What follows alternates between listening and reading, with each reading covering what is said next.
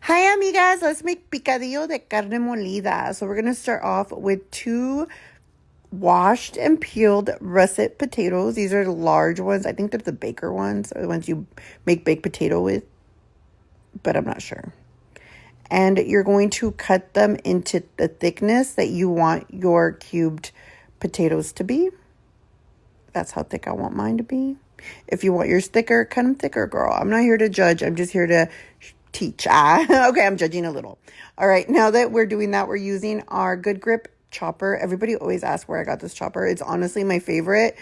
I love it because you don't have to open it up. You could just dump it out the back. I know something else that can get dumped out the back. Anyways, and make sure you put your potatoes in ice cold water so they don't turn pink while we prep the rest of our ingredients. Now we're going to do the same with our carrots. Make sure you peel them. These are organic. They're super thick.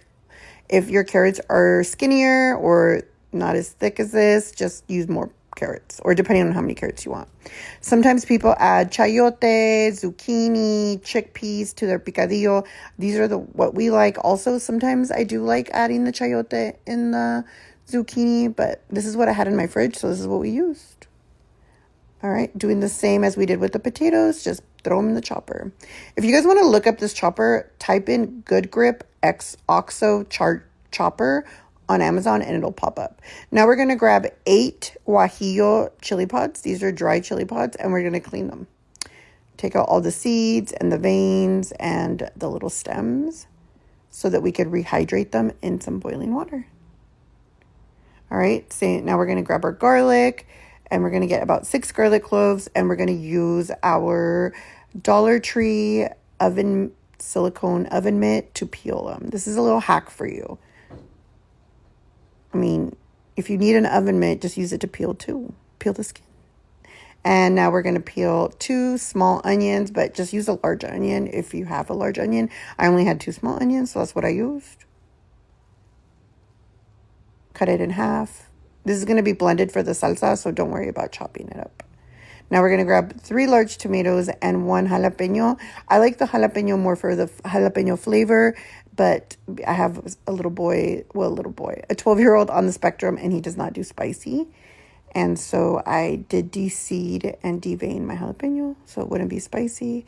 Now we're going to grab about a tablespoon of oregano, about half a tablespoon of cumin, and we're going to grab 1 tablespoon of the tomato chicken bouillon. You can use any chicken bouillon you like. I like the tomato one for this recipe. Now we're going to get our ground beef. This is 2 pounds of ground beef. It is a mixture of 10% fat and a 5% fat. I like that. Lean beef. It makes your picadillo not greasy. Now we're going to season our beef with the Lawry's garlic salt. Remember, we're making 2 pounds of beef, and there's potatoes in this recipe, so season well. Now we're going to use our chopper to break up that beef and make sure it's well cooked and it's nice and crumbly. Grab your chili pods that have been in the hot water, take them off the heat. Now we're going to blend our salsa. We're putting all those ingredients in. I had to do this in batches because I didn't realize that my large blender cup was in the dishwasher. You can hear the dishwasher in the background. We're using 2 cups of water total, and we're adding the water to this to make the salsa. I'm using my NutriBullet and blender, and I'm using the extract feature. I love this feature because it senses large chunks, and it kind of pulsates based on that. Yum. So good. All right, now that we have that done, we're going to grab our chili pods and we're going to throw those in the blender.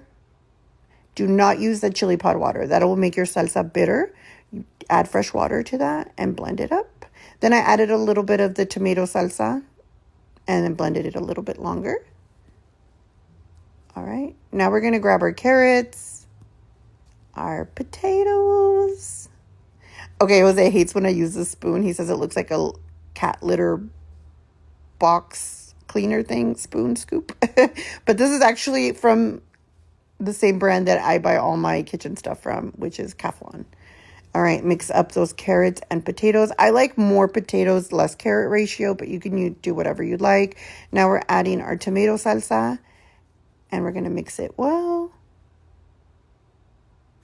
Did you guys know, my mom just told me this, picadillo is like the equivalent of hamburger helper.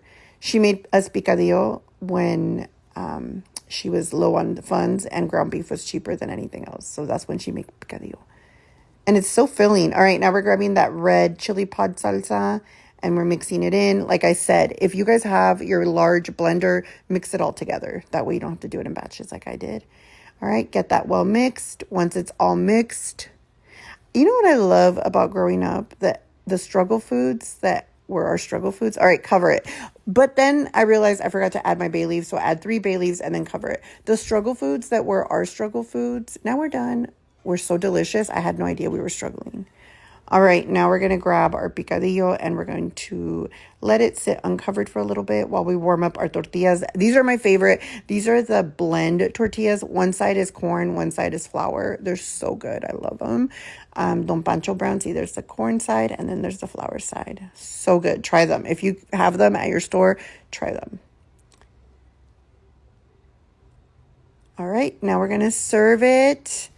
I love serving these authentic meals on my clay plates. These plates are actually, fun fact, for my sister's wedding. We stole them. Well, I brought some with me. All right, now we're going to add some queso fresco, some tortillas, and some avocado. And you can even squeeze some fresh lime on top and enjoy. I hope your family loves this recipe. And please let me know in the comments if you've ever had picadillo or if you're going to try it.